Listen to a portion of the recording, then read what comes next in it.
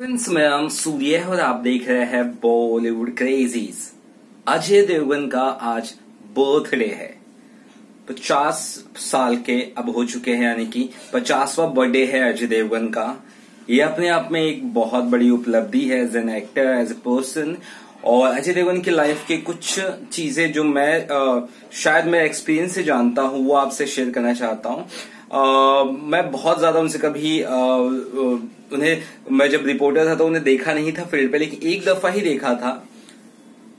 बहुत ही down to earth है बंदा, और कम बोलने वाले और आंखों से ज्यादा बोलने वाले हैं अजय देवगन।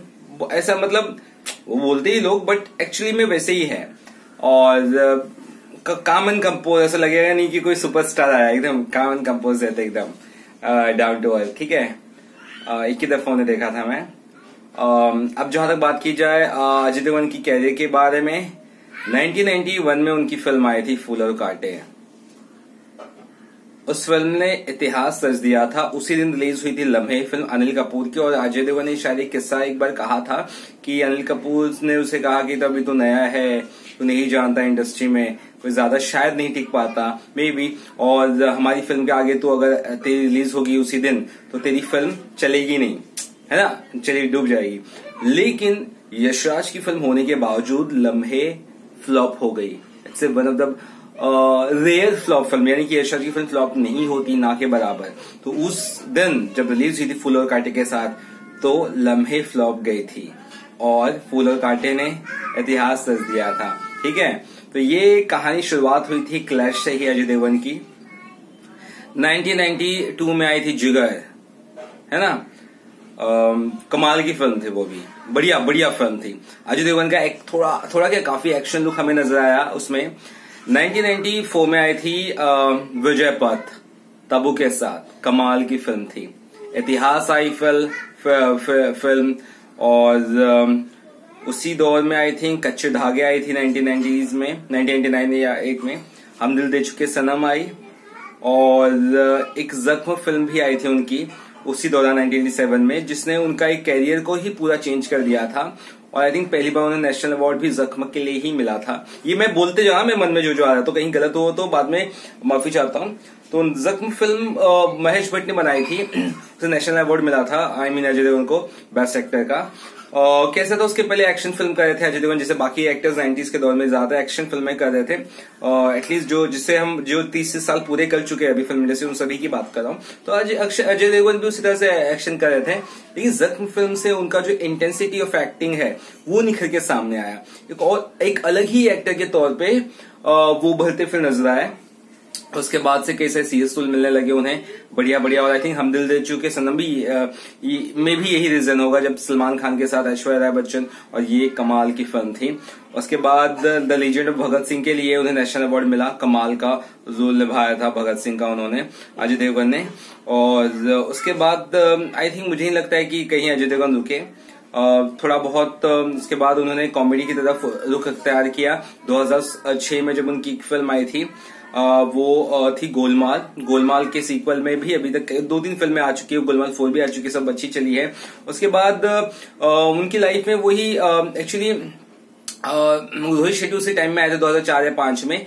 और मेरे ख्याल से रोहित शेट्टी ने ये सब फिल्में बनाने से पहले, कॉमेडी फिल्म बनाने से पहले, एक जमीर या जक कुछ तो एक फिल्म बनाई थी, मुझे भी याद नहीं आया, जिसमें अजय देवगन को लिया था। वो फिल्म चली नहीं थी। हाँ, रोहित शेट्टी पहली फिल्म है, ठीक है, आप गूगल कर लें, मुझे भी याद नहीं आ रहा नाम, तो माफी चाहता हूँ। वो फिल्म हाँ लकीर तो नहीं थी, जेड सी शायद, तो नहीं जमीर कुछ तो मुझे भी याद नहीं आ रहा, माफी चाहता हूँ दोस्तों, वो नहीं चल पाई थी। लेकिन उसके बाद से जो भी रोहित शेट्टी की फिल्म थी वो उसके बाद बहुत चली।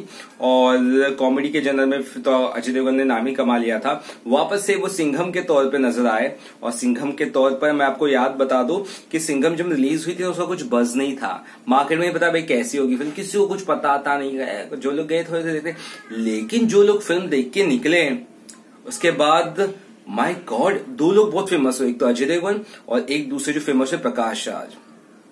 क्या उसमें डायलॉग है, कुछ भी करने का, जयकांत शिकरे के ईगो को हर्ट नहीं करने का। उसके बाद अजय देवगन आली रे आली या तुझी वाली आली। तो द काइंड ऑफ डायलॉग बाजी जो हम फिल्मों के लिए जानी जाती है, बॉलीवुड फिल्मों के लिए, वो देखने को मिला। और अजय देवगन उसके बाद तो भैया अब ये आलम है कि अजय देवगन एक से एक कमाल कमाल की फिल्में कर रहे हैं। उनके पास आगे भी जो फिल्मों का जखीरा है वो बहुत ज्यादा है। आज दे दे प्यार दे का ट्रेलर रिलीज होगा उनके बर्थडे पे। और बता दूं उनके आने वाली फिल्मों के बारे में, एक रणबीर कपूर के साथ कर रहे हैं फिल्म, और है ना, और उसके अलावा चाणक्य फिल्म करने वाले हैं, तानाजी उनकी फिल्म चालू है, और सैयद अब्दुल रहमान बायोपिक चालू है, भुज द प्राइड ऑफ इंडिया भी फिल्म है। तो कई सारी फिल्में फिलहाल अजय देवगन के हाथ में है। और अजय देवगन ने भी बाकी एक्टर्स की तरह खुद की जॉब को, खुद के कामों को बहुत ही सीरियस ले लिया है। और इसके साथ ही अजय देवगन का एक I think change of theatres change भी है जो ज्यादा आई थिंक मेरे ख्याल से यूपी और बिहार में है। और साथ ही फिल्मालय उनका आई थिंक वो है, एक वीएफएक्स का प्रोडक्शन हाउस टाइप है, मतलब वीएफएक्स को काम वगैरह कराते हैं। तो हर चीज अजय देवगन हर चीजों में अब थोड़ी थोड़ी तरह हो रहा है। और जहां तक बात की जाए अजय देवगन और काजोल की शादी को 20 साल के आसपास का वक्त हो चुका है। अजय देवगन ने बहुत साफ साफ ये कहा है कि हम अब एक दूसरे की खामोशी को समझने लग गए हैं। यानी कि एक वक्त आता है कि जब आप सामने वाले की बातें नहीं समझते, और एक वक्त आ जाता है मैच्योरिटी जो आप आ जाती है रिलेशनशिप में, तब आप सामने वाले की खामोशी भी समझते हो। ये बहुत बड़ी बात की थी अजय देवगन ने। और कोई भी डायरेक्टर अगर ले लो तो उनको पता है कि अजय देवगन अपनी आंखों से ही सब कुछ कह देता है। तो पॉपुलैरिटी जरूर है अजय देवगन की बहुत ज्यादा फिल्मडम में, लेकिन अजय देवगन हमेशा खुद को डाउन टू अर्थ ही रखा है। बहुत ज्यादा वो नजर नहीं आते इवेंट्स वगैरह में। और सीधी सी बात ये आप भी जानते होंगे, और ना तो कंट्रोवर्सीज में नजर आते हैं, एड्स भी बहुत लिमिटेड करते हैं। और मेरे को उनको कॉमेडी जोन में देखने को मुझे एक्चुअली बहुत अच्छा लगा था, गोलमाल के खास तौर पर। और जहां तक बात करें अजय देवगन का, कोई शायद जानते या ना जाने, जो फैंस है वही जानते हो कि Akshay Kumar one of the biggest prankster है। लोगों को परेशान करना, आई मीन कॉमेडी के तौर पर उन्हें बहुत मजा आता है वो सब।